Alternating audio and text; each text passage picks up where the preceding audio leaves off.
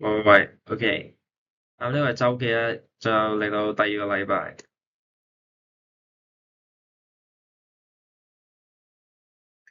咁先講星期日先啦，OK，咁我就星期日就主要係休息嘅，所以我就齋睇 YouTube 啦，OK，咩都冇做，所以去到星期一。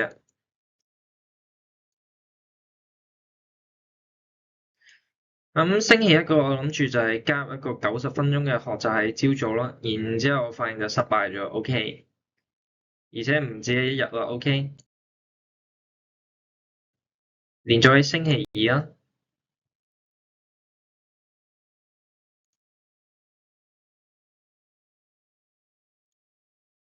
以為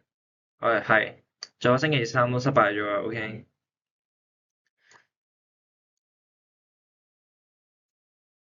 咁窒嘅喂，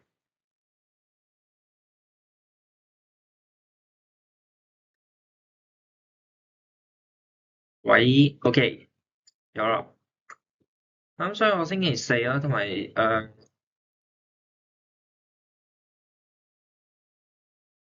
星期五啦，OK，我都係休息嘅，OK，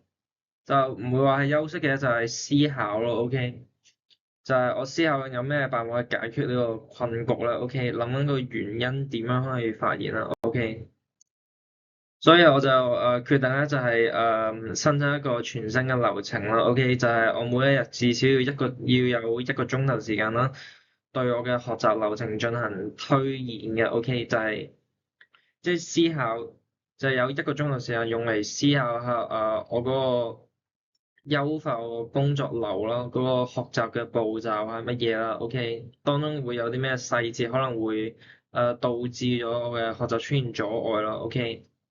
差唔多係咁樣。OK，睇下跟住嚟呢個禮拜會有啲咩變化啦。